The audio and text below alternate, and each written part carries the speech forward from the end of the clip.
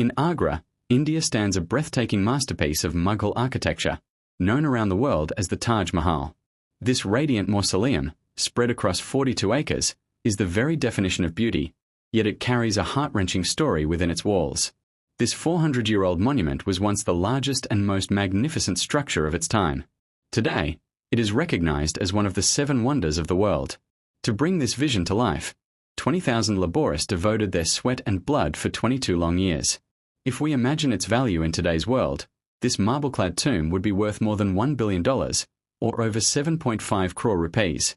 The Mughal architects left behind such incredible craftsmanship that even today's top engineers still admire their work. The Taj Mahal was designed with extraordinary precision. From behind the main gate, it looks larger than life, but as one walks closer, the structure appears to shrink, an optical illusion crafted by brilliant minds. The 4 minarets at its corners were not built perfectly straight. Instead, they tilt slightly outward. If they had been built vertically, from a distance they would appear to lean inward, as can be seen in some old mosques. But there was another reason. If an earthquake ever struck, the pillars would fall away from the main structure, keeping the tomb safe. Why were its architects so determined to protect it? What secrets does the Taj Mahal still hold, hidden for 400 years? And how was such a magnificent tomb, crowned with a 40-meter-high dome, built in an age without steel or concrete? It all began in 1607, when the Mughal Empire ruled the region. On that year, the emperor's youngest son, Shahabuddin Muhammad Khurram, turned 15. To celebrate, a grand feast was held in the Agra fort. Khurram was the emperor's favorite child. Every birthday, he was weighed against gold and diamonds, and gifted the same in treasure. But this birthday was different. The emperor arranged Khurram's marriage to the daughter of one of his court nobles. Her name was Mumtaz Mahal. From the very first meeting, Khurram and Mumtaz fell deeply in love. No one knew then that their love would live forever in history. Over the next decade, Khurram fought and won many battles. For his victories, he was given the title Shah Jahan, meaning Emperor of the World. Though he had 6 wives, Mumtaz was the one he loved above all, and he spent most of his time by her side.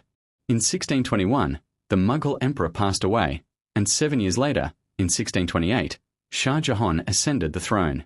The people of the empire rejoiced, for the Mughal dynasty was at its peak, stretching across India, Pakistan, and parts of Afghanistan. Shah Jahan ruled with wisdom, while Mumtaz guided him from behind the veil. But happiness turned to grief just a year into his reign. War broke out and lasted for 2 years, yet Shah Jahan emerged victorious once again.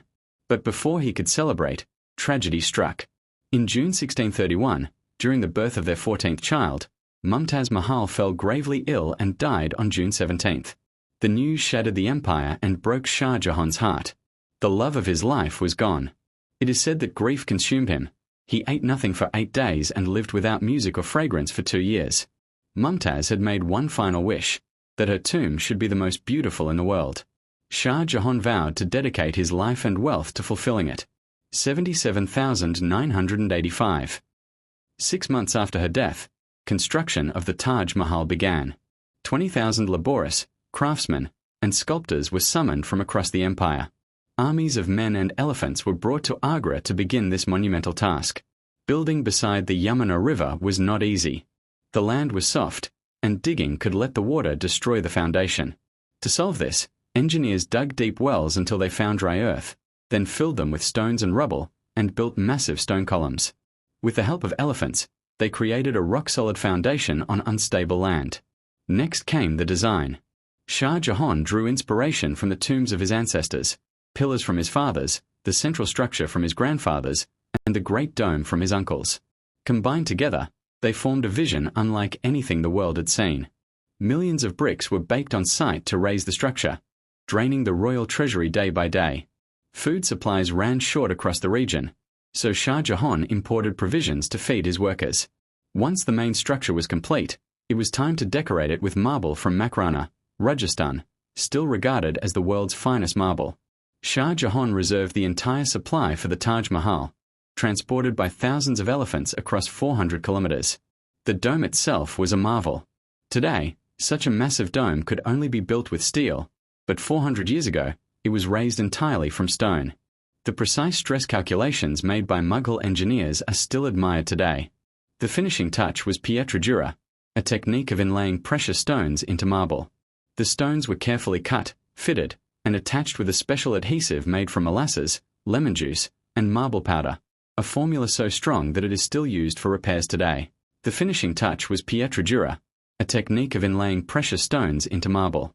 The stones were carefully cut, fitted, and attached with a special adhesive made from molasses, lemon juice, and marble powder, a formula so strong that it is still used for repairs today.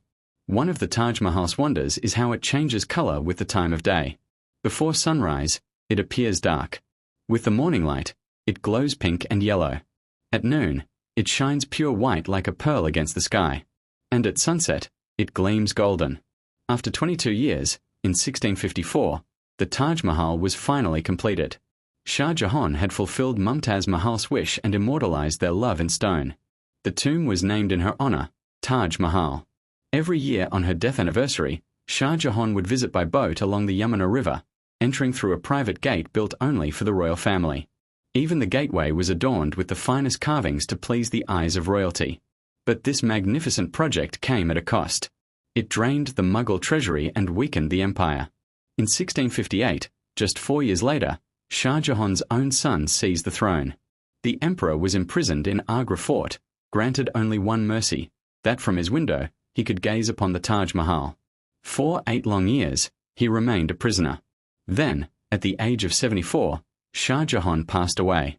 His body was laid to rest beside Mumtaz, in the monument built for love, the Taj Mahal.